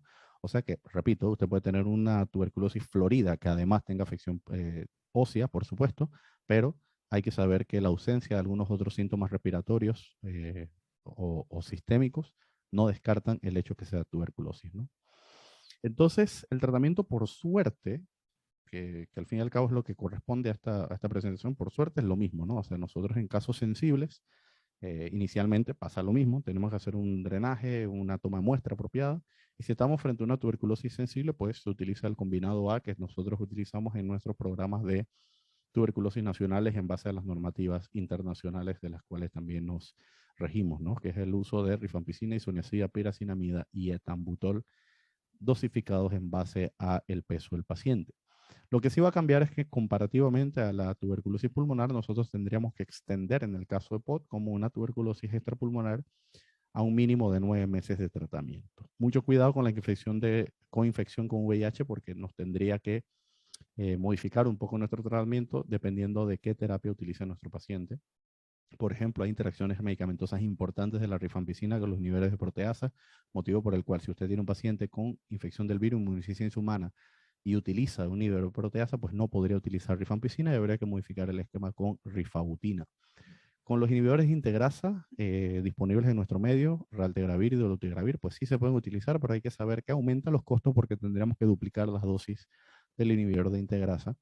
Y en el contexto del Biktarvy, el Biktarvy es una molécula inhibidor de integrasa que ya viene coformulada, una sola toma al día, junto con 2 análogos de la retrotranscriptasa modernos. Sin embargo, el Biktarvy no se debe dar junto con los tratamientos antituberculosos, tampoco porque afecta a las concentraciones de uno de los componentes que es el tenofovir-alafenamida, motivo por el cual no se favorece si su paciente está utilizando Biktarvy, habría que buscar terapias alternas y por ende que siempre es importante la asesoría con el especialista en enfermedades infecciosas. Con respecto a tuberculosis hidroresistente, esto es un problema porque es literatura que realmente va cambiando con bastante celeridad a medida que va saliendo nueva información y lastimosamente justo hablando de literatura de tuberculosis hidroresistente que se refiere a enfermedad espondilodiscítica por la misma, hay muy poca experiencia en base a las series internacionales. Y además que los fármacos que utilizamos, pues son unos fármacos exclusivos para esto y que por suerte en Panamá existe el Programa Nacional de Tuberculosis que aborda los casos resistentes también, ¿no? Junto con el asesoramiento del infectólogo que tenga usted para comunicar. Es de notificación obligatoria, se encuentra una tuberculosis resistente, así que siempre permítase asesorarse el esquema que se va a utilizar. Lo otro es que precisamente como se conoce muy poco, usualmente los tratamientos suelen ser muy largos, ¿no? De hasta 18 meses de tratamiento. Por supuesto, y repito, esto irá variando a medida que vaya surgiendo literatura novedosa y nuevos esquemas para el tratamiento de la tuberculosis drogoresistente, que de momento pues, es un problema importante de salud pública. Finalmente, mis comentarios, esta es una patología de complejidad multidisciplinaria, por eso es muy importante estas intervenciones pues, que ha facultado la Caja de Seguro Social en estas discusiones. Es fundamental ser metódico, esto es importante para llevar las cosas en orden, no es prudente que, bueno, vi una resonancia magnética, dice que hay sitio, así que le clavo vancomicina y cefepime y ya. Pues no, vamos, si su paciente está estable, más allá de la incomodidad, del dolor y demás, que eso lo entendemos, pero recordemos que el antibiótico no es analgésico, ¿ok? Así que lo que necesitamos es hacer las cosas correctamente y pues que se haga la parte del drenaje apropiada, la toma de muestras y luego, por supuesto, llevar los antimicrobianos en la mejor manera posible para maximizar posibilidades de éxito, ¿no? Siempre plantearse bien su escenario clínico, a ver las alternativas, no solamente diagnósticas, sino de abordaje que se pueden hacer. Y siempre considerar predisponentes epidemiológicos para considerar causas alternas, como es el caso de tuberculosis, aunque repito, en Panamá, pues somos altamente endémicos, así que es algo que siempre nos tiene que llevar la piquiña atrás de la oreja, ¿no? Siempre que veamos estos casos, pues, y máxime si se asocian a abscesos profundos y demás, que tuberculosis es una alternativa diagnóstica bastante plausible, ¿ok? Hasta aquí mi intervención. Un placer, repito, participar de esta conversación multidisciplinaria. A la orden para cualquier comentario. Y bueno, muchas gracias por su atención.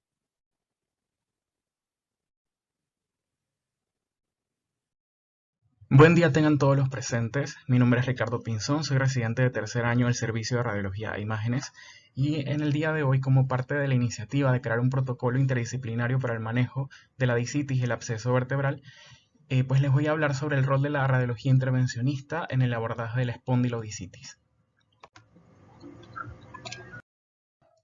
Bien, repasando, la espondilodiscitis es una infección que puede afectar a uno o más componentes de la columna vertebral.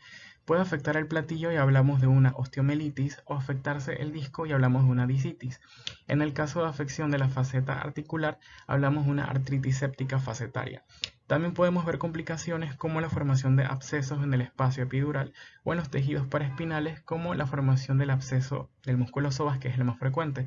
La incidencia sí ha ido en aumento debido principalmente a un aumento en la población susceptible por enfermedades debilitantes y a una mejora en el diagnóstico.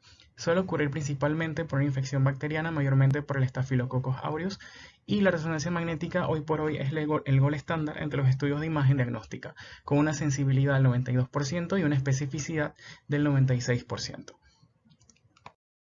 Bien, entrando en tema en cuanto al rol de la radiología intervencionista en el abordaje de los pacientes con espondilodiscitis, sí me gustaría comentarles que en el 2015 la Sociedad de Enfermedades Infecciosas de América, la ITSA, publicó una serie de recomendaciones en cuanto al diagnóstico y tratamiento de los pacientes con espondilodiscitis. Y en resumen, ellos recomiendan realizar imágenes de resonancia magnética y obtener hemocultivos en todos los pacientes con sospecha de espondilodiscitis.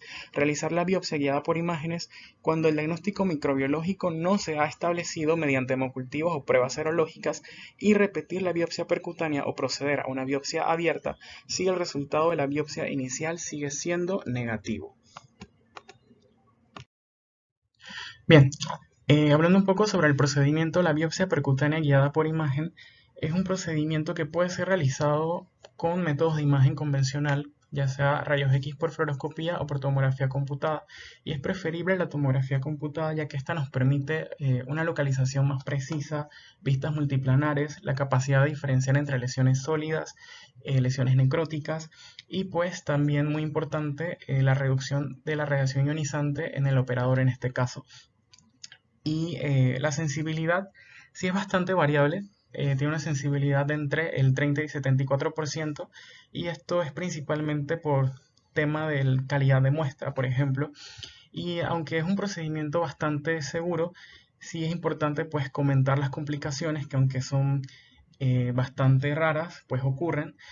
Pueden ocurrir las complicaciones menores, principalmente parencias transitorias, formación de hematomas, fiebre, dolor y edema, y las mayores como una lesión medular. Bien, entonces, ¿cuándo realizar la biopsia percutánea? Pues los defensores en la realización rutinaria de la biopsia percutánea guiada por imagen argumentan que sí se debe establecer un diagnóstico microbiológico oportuno para orientar el tratamiento y pues en última instancia mejorar el resultado clínico del paciente. También reducir potencialmente la resistencia a los antibióticos y evitar la necesidad de una intervención quirúrgica abierta por progresión de la enfermedad. También se argumenta que el examen patológico y el cultivo pues, puede ayudar a diferenciar entre procesos infecciosos, procesos neoplásicos y degenerativos. Sin embargo, la realidad es que hay pocos estudios aleatorizados en los que se comparen los resultados de pacientes sometidos a biopsia percutánea guiada por imagen con los que no. Por lo tanto, actualmente no hay una evidencia de que la biopsia percutánea guiada por imagen de rutina mejore los resultados en pacientes con sospecha de espondilodicitis clínica y hemocultivos con resultados negativos. Bien, entendiendo que esto no es una problemática local, sí me gustaría compartirles un algoritmo que encontré en una revisión publicada en el American Journal of Neuroradiology, en el que dividen a los pacientes con sospecha de espondilodicitis aguda y crónica. En el caso de los pacientes con sospecha de espondilodicitis aguda, recomiendan iniciar con la toma de los hemocultivos. Si el paciente no está agudamente enfermo, recomiendan no iniciar los antibióticos hasta tener el resultado de los cultivos en las primeras 48 horas.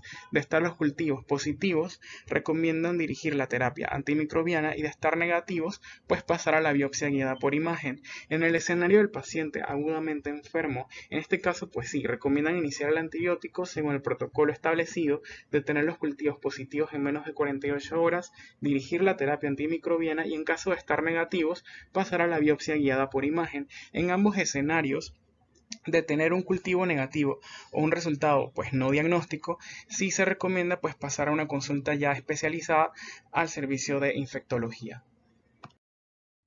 Bien, en el caso de la sospecha de espondilodicitis crónica, y la definimos como un dolor crónico que ocurre de semanas a meses, en el caso del paciente inmunocomprometido, sí se recomienda pasar directo a la biopsia guiada por imagen. De tener resultados negativos, una biopsia no diagnóstica, pues continuar con pruebas serológicas, niveles de PCR y pruebas microbiológicas más dirigidas, por ejemplo, cultivos por micobacterias si está indicado, y si los estudios diagnósticos adicionales persisten negativos, realizar una segunda biopsia guiada por imagen.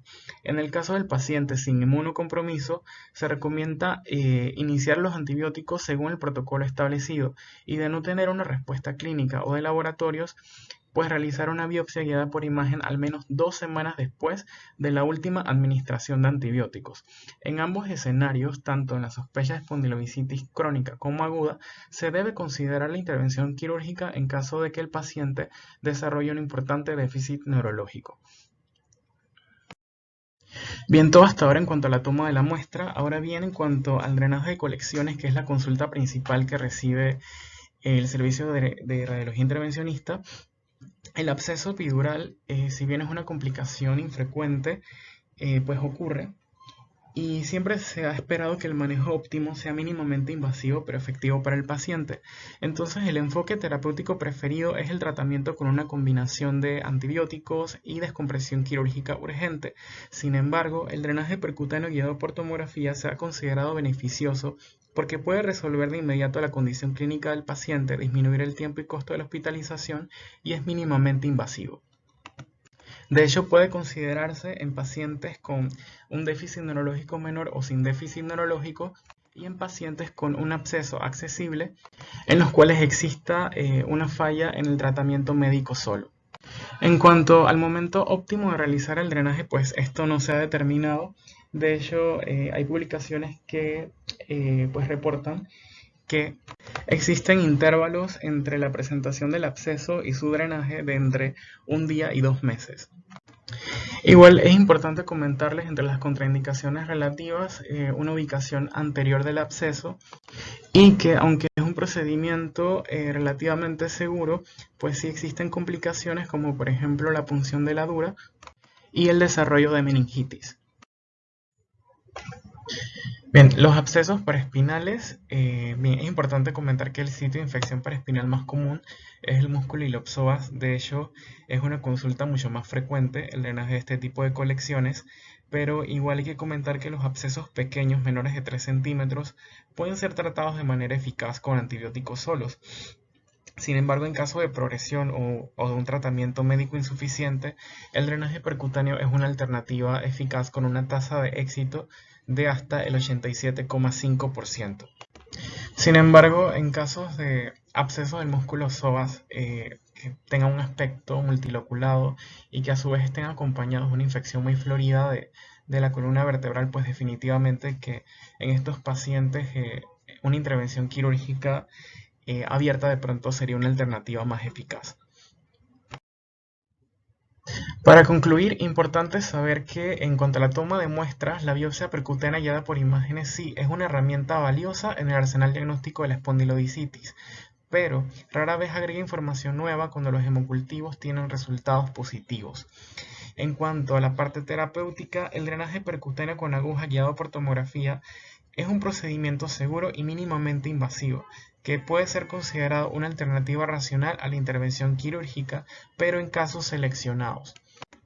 Entonces, en resumen, la aspiración, el drenaje, las biopsias guiadas por imagen pueden estar indicadas en múltiples situaciones clínicas, ya sean pacientes frágiles que no son médicamente aptos para una descompresión quirúrgica. Bueno, la aspiración y la descompresión guiada por imagen puede proporcionar un adecuado control de la infección y cultivos precisos. Además, sí es importante reconocer que es importante contar con una participación multidisciplinaria que incluya al cirujano de columna, al radiólogo intervencionista, a un especialista de enfermedades infecciosas y por tanto definitivamente que esta es una buenísima iniciativa poder discutir este tema y poder de esta manera desarrollar un adecuado protocolo en la atención de estos pacientes. Muchas gracias.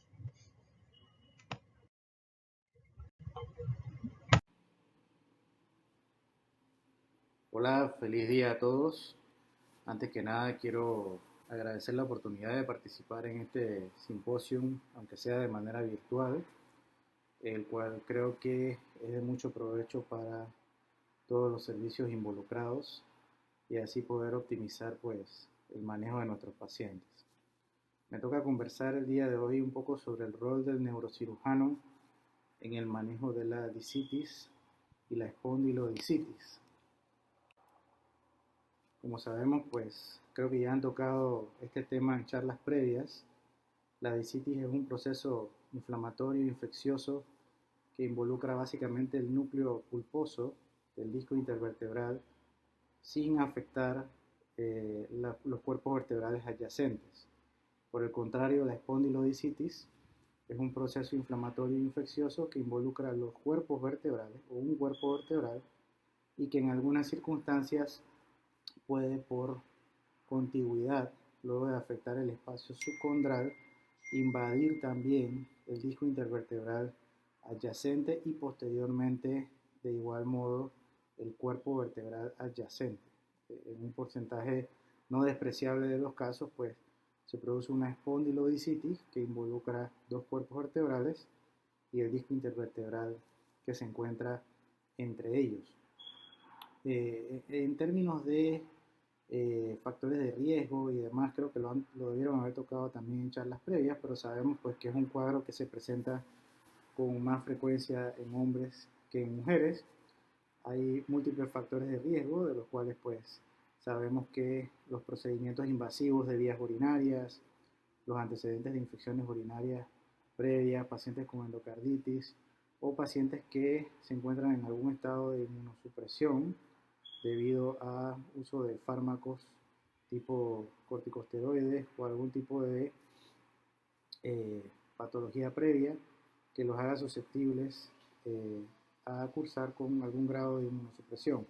Pacientes trasplantados, pacientes con uso de drogas intravenosas, etc., ¿no? Entonces, en términos de los tipos de disitis o espondilodicitis, sabemos que tenemos la postoperatoria, que con esa pues realmente no hay mayor problema porque es un tema que se presenta luego de un procedimiento quirúrgico y nosotros pues evidentemente nos encargamos de darle manejo a esos casos por ser una complicación esperada en un porcentaje de los pacientes y a la cual evidentemente hay que darle pues, resolución. La disitis o espondilodicitis espontánea es la que se produce sin tener un antecedente quirúrgico previo. Se dice pues que es más frecuente a nivel lumbar y luego posteriormente en orden descendente pues a nivel torácico, luego cervical y por último a nivel sacro.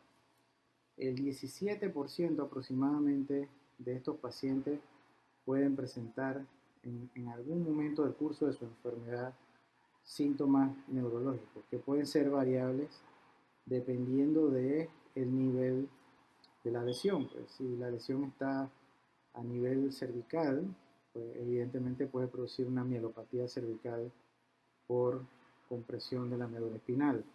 Si la lesión está a nivel torácico o dorsal, puede producir una mielopatía torácica por compresión de la médula espinal.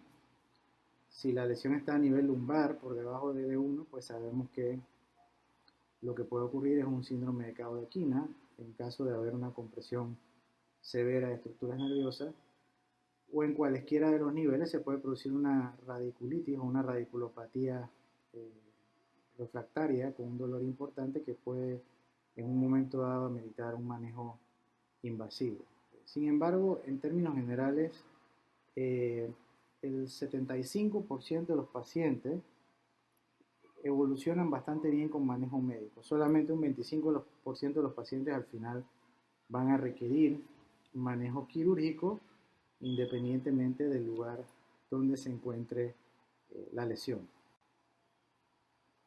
Entonces, la primera circunstancia en la cual el neurocirujano puede participar en el manejo de esta patología es para toma de muestra de frotis y cultivo. Sabemos que aproximadamente un 50% de los pacientes vamos a tener hemocultivos positivos o vamos a tener cultivos de otras áreas que pueden resultar positivos, cultivos de orina, cultivos de secreción de vías respiratorias, si el paciente tiene o no algún cuadro infeccioso presente que pueda darnos un foco de origen de la infección. Sin embargo, a pesar de eso, existe un 37% de los pacientes en los cuales no encontramos un foco evidente. Entonces, pues, en estos casos nos ayuda la toma de muestra para frotis y cultivo. Esta toma de muestra puede ser de forma percutánea, que evidentemente es mínimamente invasiva, y para esto, pues, nos puede ayudar un colega de radiología intervencionista o puede ayudar también el servicio de neurocirugía si los colegas de radiología intervencionista por alguna razón no pueden participar porque no tienen los insumos o cualquier circunstancia que les impida en un momento dado pues realizar este procedimiento. También por parte de neurocirugía se puede hacer por vía percutánea si las condiciones del paciente lo ameritan. Se puede hacer un abordaje transpedicular percutáneo para tomar muestra de tejido óseo en casos incluso en donde haya alguna duda razonable de que pueda ser una lesión de origen neoplásico versus una lesión infecciosa. También se puede acceder a través de técnicas percutáneas mínimamente invasivas con agujas al espacio intervertebral y tomar muestra del disco intervertebral sin tener que hacer una cirugía mayor. Esto es importante porque se ha visto que aproximadamente en el 15% de los pacientes al realizar esta toma de muestras se han encontrado microorganismos diferentes a los que se pudieron haber encontrado en hemocultivos positivos o cualquier otro cultivo que se le haya tomado al paciente, y obviamente esto tiene un impacto relevante a la hora de optimizar el tratamiento antibiótico de los pacientes. La toma de muestra evidentemente también puede ser abierta, es más sensible, sin embargo es más mórbida porque evidentemente pues ya involucra un procedimiento quirúrgico mayor. Pero evidentemente pues en los casos en donde hay indicaciones de hacer una cirugía abierta, pues se toma la muestra por técnica abierta. La otra circunstancia en la cual participa el neurocirujano es en los casos en donde hay déficit neurológico. Pues aquí evidentemente no hay duda alguna. El déficit neurológico puede ser o puede instaurarse de manera aguda o puede instaurarse de manera progresiva. Podemos tener pacientes que inicialmente solo tienen dolor axial o un dolor radicular leve pero tolerable con medicamentos, y que en el transcurso de su enfermedad pueden empezar a desarrollar signos de tracto largo que nos hagan sospechar que hay un déficit neurológico progresivo, o pueden ser pacientes que desde su ingreso vienen ya con un déficit neurológico importante, ya sea un síndrome medular o un síndrome de Cobb-de-Quina. Evidentemente, en estas circunstancias, pues hay que actuar de manera rápida y oportuna.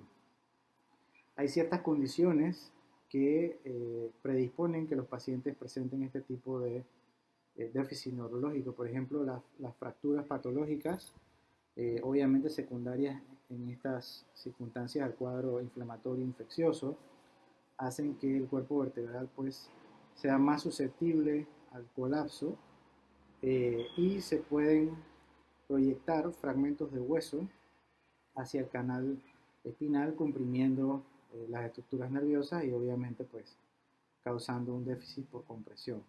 También hemos tenido casos de fragmentos de disco extruidos y proyectados hacia el canal con compresión de las estructuras nerviosas. Y bueno, en los casos en donde se presentan colecciones o abscesos, ya sea en el espacio subdural, que es menos frecuente, y mucho más frecuente en el espacio epidural, obviamente también por compresión, produciendo déficit neurológico. Aquí vemos un ejemplo de una espondilodicitis a nivel de C6, C7. Vemos en esta imagen de la izquierda una resonancia magnética, una secuencia T1 sagital con contraste. Vemos cómo aquí se pintan ambos cuerpos vertebrales, se ven hiperintensos con refuerzo, y se ve una colección epidural anterior que evidentemente causa una compresión de la médula espinal a este nivel. En esta misma resonancia magnética, pero en cortes axiales, se ve, además de la compresión anterior, cómo se cierra la forámina por el agujero intervertebral del lado izquierdo, produciendo pues una compresión importante de la raíz nerviosa a este nivel. Y acá vemos una tomografía de este mismo paciente, cómo se erosionan los endplates o los platillos vertebrales de estos dos cuerpos, C6 y C7, en relación al cuadro infeccioso, y cómo existe también ya una angulación sifótica a nivel de la columna cervical, definitivamente pues que está dada por el cuadro infeccioso per se. Entonces este paciente tiene datos imagenológicos de compresión medular, muy probablemente debe tener una clínica de compresión medular, y además también ya tiene criterios de inestabilidad que vamos a hablar un poquito más adelante, que nos hacen tomar la decisión de realizar un procedimiento quirúrgico. Aquí vemos otro ejemplo a nivel dorsal o torácico, una resonancia magnética, secuencia T1 sagital con contraste. Vemos cómo se ven hiperintensos los cuerpos vertebrales a nivel de T8 y T9, cómo se ve una pequeña colección epidural anterior a este nivel. Sin embargo, desde T5 hasta T9, a nivel posterior, se ve un importante absceso epidural que capta contraste y que condiciona una compresión severa de la médula espinal a este nivel. Entonces, este paciente, pues evidentemente también tiene datos imagenológicos y seguramente datos clínicos de compresión medular, y es un paciente candidato a manejo quirúrgico en ese momento. Otra situación en la cual participa el neurocirujano es en los datos en donde se encuentra inestabilidad espinal. Hay diferentes criterios de inestabilidad dependiendo del segmento afectado. Por ejemplo, el colapso vertebral es una condición que nos puede predisponer a que haya inestabilidad. Lo que conversamos hace un rato, el cuerpo vertebral se hace frágil, se hace susceptible por el cuadro inflamatorio infeccioso, y puede producirse una fractura que, si es mayor del 50% del cuerpo vertebral a nivel anterior, especialmente si la fractura se hace como una cuña a nivel de la columna anterior, o si es una fractura por aplastamiento, con fragmentos obviamente hacia el canal, hacen que tenga criterios de inestabilidad. También está descrito a nivel dorsolumbar que si hay dos o más fracturas consecutivas, o sea, 2 o 3 cuerpos vertebrales consecutivos fracturados, eso también cuenta como un criterio de inestabilidad, porque se ha visto que el riesgo de progresión hacia la cifosis es mayor. Otra situación que nos hace tomar la decisión de un manejo quirúrgico en un momento dado por inestabilidad es precisamente la cifosis progresiva. La cifosis, pues obviamente es una deformidad que se va produciendo secundario al daño que se produce a nivel de las estructuras óseas, por lo general con más frecuencia a nivel de la columna anterior y media, o sea, el cuerpo vertebral. Sin embargo, se ha visto que hay algunos casos en donde por contigüidad o por diseminación hematógena se afectan las facetas articulares a nivel posterior, y esto también puede producir datos de inestabilidad. Entonces, a nivel cervical, pues lo que está descrito es que si la angulación cifótica es mayor de 11 grados, o si el paciente tiene un desplazamiento del cuerpo vertebral sobre el contiguo de más de 3 milímetros, ya tenemos datos de inestabilidad. Aquí entra pues también el tema de la antero o la retrolistesis, ¿no? Si es a nivel dorsolumbar, pues se dice que el paciente debe tener una angulación cifótica mayor de 20 o 30 grados, y esto pues evidentemente va a cumplir con los criterios de inestabilidad. Si el paciente tiene antero o retrolistesis a nivel dorsolumbar, independientemente de la cantidad del desplazamiento, pues se considera que hay algún grado de inestabilidad, especialmente si se logra documentar o corroborar en las radiografías dinámicas, que usualmente tienden a incrementar el desplazamiento, ya sea anterior o posterior, que pueden tener estos pacientes en un momento dado.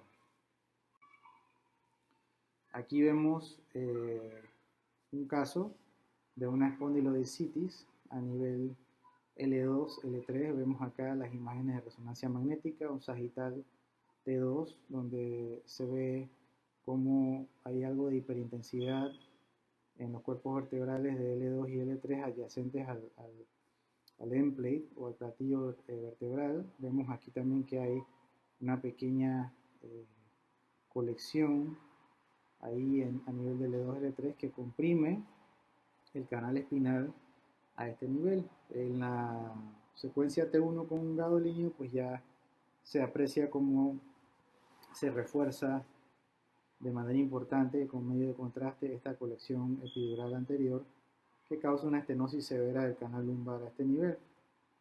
Este es un paciente que obviamente puede tener un síndrome de Cabo de Quina, producto de la compresión importante que hay a nivel lumbar. Este mismo paciente, meses después, presenta una angulación cifótica. Estas son radiografías funcionales en extensión, neutra y en flexión, donde se ve que en cada radiografía hay una angulación cifótica mayor de 20 grados. Entonces, estos pacientes por lo general tienen dolor axial persistente, mucho dolor cuando están de pie o sentados, que les impide desplazarse de manera adecuada, les afecta considerablemente la calidad de vida, pues, y en estas circunstancias tenemos que actuar para estabilizar la región. En algunos casos se ha visto que esto puede darse luego de cirugías previas. La mayoría de las veces la tendencia es a realizar una laminectomía descompresiva para darle espacio a las estructuras nerviosas y tomar muestra para frotis y cultivo, y esto puede causar pues una mayor inestabilidad, o puede propiciar una mayor inestabilidad por que hay que retirar los elementos posteriores, los cuales tienen un papel importante en el tema de la estabilidad a nivel espinal en todos los segmentos. Este es un ejemplo de lo que se puede hacer en algunos casos. Esta es una lesión a nivel de unión dorsolumbar, más o menos T12L1. Vemos cómo se colapsaron por completo, cómo se colapsó por completo ambos cuerpos vertebrales a este nivel. Y aquí pues y hay una angulación sifótica que es evidente, mayor de 20 grados aquí. Y lo que se hace pues aquí en este caso en particular fue que se realizó una corpectomía, se retiraron los fragmentos de hueso afectados y se coloca una prótesis. Se coloca una prótesis, en este caso puede ser por vía lateral, lo cual ayuda a restaurar el balance sagital que debe tener la columna y se realiza una fijación posterior con tornillos transpediculares. Aquí solamente se ve más o menos la sombra del sistema porque la imagen está fijada a nivel central y los tornillos están más laterales, pero se logra ver que hay una fijación adicional que estabiliza esta área de tal forma que en la medida que va pasando el tiempo pues se forma un puente óseo a este nivel y se logra estabilizar por completo la región. Otras circunstancias en las cuales puede participar el neurocirujano es para drenajes de absceso, por contigüidad, por ejemplo, abscesos de psoas. Generalmente esto lo puede hacer bastante bien el radiólogo intervencionista, pero hay algunos casos en donde las colecciones están tabicadas o septadas, los cuales en algunas ocasiones no son viables para el manejo por radiología intervencionista, y en esos casos pues también podemos participar, ¿no? Anteriormente esto estaba como reservado solamente para cirujanos generales. Hoy en día con el advenimiento de técnicas de mínima invasión y los abordajes laterales podemos tener un acceso vía retroperitoneal completamente lateral que nos lleva directamente al psoas y podemos realizar un drenaje bastante bueno del absceso, y si fuese necesario en los casos en donde hay que estabilizar se puede colocar un injerto, ya sea óseo o una prótesis para estabilizar el área. Y bueno, otra circunstancia es cuando los raros casos en donde se producen infecciones crónicas que son refractarias al manejo, pacientes que están recibiendo antibióticos a largo plazo y no hay una mejoría. En estos casos pues se recomienda realizar una limpieza del área, tomar nueva muestra de cultivo para ver de qué manera se puede optimizar el manejo de estos pacientes. Ya para terminar, quería presentarles este flujograma que me pareció bastante práctico e interesante.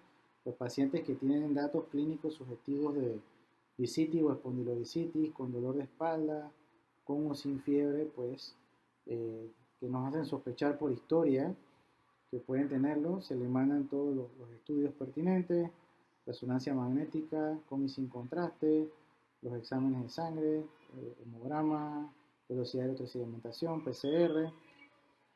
Si es una espondilodiscitis espontánea y el paciente tiene déficit neurológico, compresión de estructuras nerviosas o datos de inestabilidad o dolor severo, refractario o un deterioro clínico progresivo, si lo tienen, hay que realizar cirugía. En los casos en donde hay datos de inestabilidad, pues obviamente realizar una instrumentación para estabilizar el área. En esta parte no se recomienda dar antibióticos. Si el paciente no tiene estas condiciones, entonces se toma muestra para cultivos que puede ser por radiología intervencionista. Si los cultivos son positivos, independientemente de que se hayan tomado a través de cirugía o radiología intervencionista, una vez se toma la muestra de cultivo se inicia tratamiento empírico y dependiendo del resultado entonces se ajusta el tratamiento dependiendo del resultado de los cultivos. Si son negativos se dan antibióticos de amplio espectro. No voy a entrar en el tema del tiempo de antibióticos porque ya esto seguramente los colegas de infectología lo hicieron y lo manejan mucho mejor, pero la idea es pues tener más o menos una idea de cuál sería el manejo ideal de estos pacientes. Los pacientes que se manejan conservadoramente de forma inicial, además del tratamiento médico con antibióticos, se recomienda el uso de faja para estabilizar un poco la región espinal involucrada, producto de lo que conversamos, de la fragilidad que se puede producir a nivel de las estructuras óseas. En estos casos las fajas pueden ayudar un poco a disminuir el riesgo de que se produzca una cifosis progresiva, o obviamente también ayudan a controlar el dolor en los pacientes. Sin embargo, hay que darles un seguimiento estrecho porque la clínica puede cambiar, ya sea desde el punto de vista neurológico o ya sea desde el punto de vista de estabilidad a nivel del segmento involucrado. Esto era lo que tenía para presentarles el día de hoy. Espero que haya podido ser bastante claro, y cualquier duda, con mucho gusto, pues estamos a la orden. Saludos cordiales.